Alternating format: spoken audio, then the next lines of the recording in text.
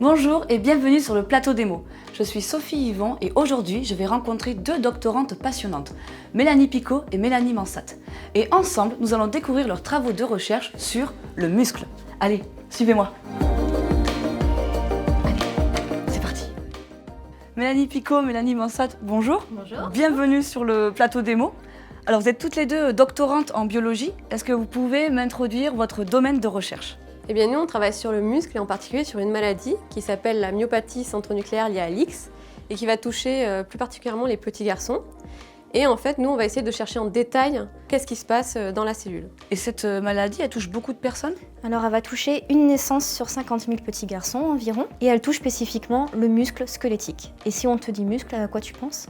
Je vais penser à c'est ce qui me permet d'attraper des objets, de faire des mouvements, des choses comme ça. C'est justement le muscle squelettique qui va permettre de faire ça. Et si on regarde plus en détail, eh bien, ça ressemble à ça. Le muscle, c'est un gros sac qui va être relié à l'os par le tendon. Et en fait, il est composé de différents compartiments que l'on va appeler des faisceaux.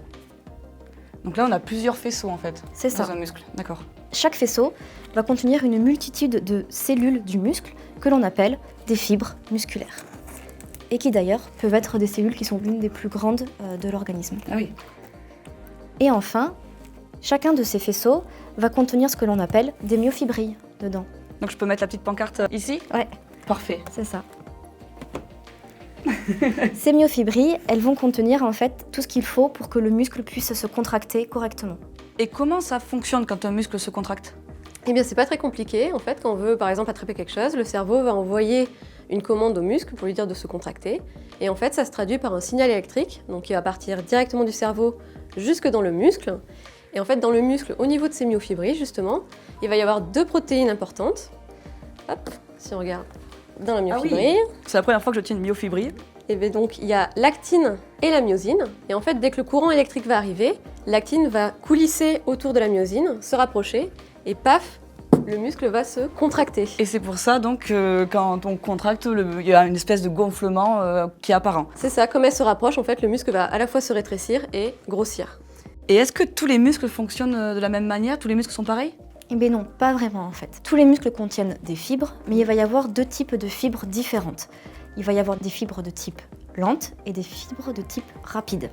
On appelle rapide, c'est celles qui vont se contracter très vite, mais qui vont être très peu endurantes. Alors que les fibres de type lente sont des fibres qui vont mettre du temps à se contracter, mais qui vont être très endurantes dans le temps. Chaque muscle va être constitué d'une différente quantité de chacune de ces fibres. Ça va dépendre surtout de l'activité physique que l'on fait. Par exemple, Usain Bolt va avoir une quantité de fibres rapides très importante, puisqu'il a besoin de courir très vite pour un court temps, alors qu'un coureur de marathon, lui, va avoir plus des fibres de type lente qui vont durer plus longtemps dans le temps. Alors ça, c'est quand on est en bonne santé, mais vous m'avez dit au tout début que vous travaillez sur une maladie du muscle, la myopathie. Et alors, comment ça se passe pour ces patients-là ? Eh bien, en fait, ça va être assez différent d'un muscle normal. Ici, vous avez à quoi ressemble un muscle chez un patient sain. On retrouve les compartiments, ce que vous a montré Mélanie. Par contre, ici, donc, c'est une photo du muscle d'une des personnes atteintes de la maladie. Et on voit que c'est beaucoup moins organisé. Les compartiments sont beaucoup plus petits.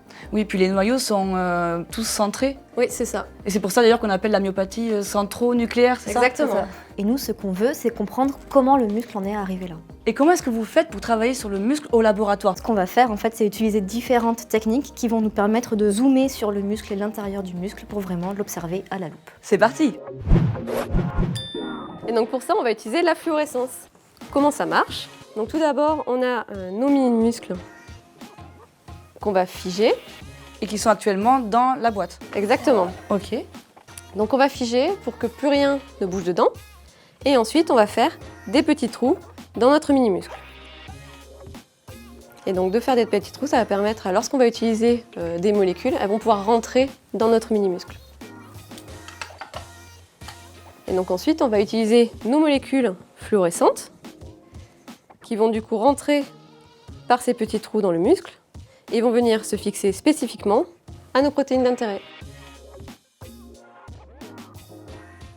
Et donc là, c'est les molécules fluorescentes. C'est ça. Que l'on met sur nos cellules. Et comment est-ce qu'on observe cette fluorescence ? On va l'observer grâce à un microscope à fluorescence. Le principe, ça va être de pouvoir zoomer à l'intérieur et d'utiliser des petits lasers pour observer ces molécules fluorescentes. Et ça tombe bien parce que je crois qu'on en a un. On en a un. Donc, c'est ceci. Nos mini-muscles, chez des personnes saines, bien alignées, en vert fluorescent. Et on peut aussi les observer, du coup, avec le puits d'à côté, chez des patients qui sont malades. Les petits muscles sont beaucoup plus fins et ils se chevauchent, ils sont un peu organisés n'importe comment. Et à terme, cette expérience de la fluorescence, qu'est-ce qu'elle pourrait vous apporter en termes de recherche et d'application? Les molécules fluorescentes, on peut les utiliser pour différentes protéines qui vont nous montrer différents paramètres de la cellule malade. Et ça va nous permettre de mieux comprendre ce qui se passe à l'intérieur du muscle afin de pouvoir trouver ce qui ne va pas, mieux la comprendre et enfin trouver un traitement pour cette maladie. Eh bien, merci beaucoup. Merci à vous deux pour votre démonstration, vos expériences.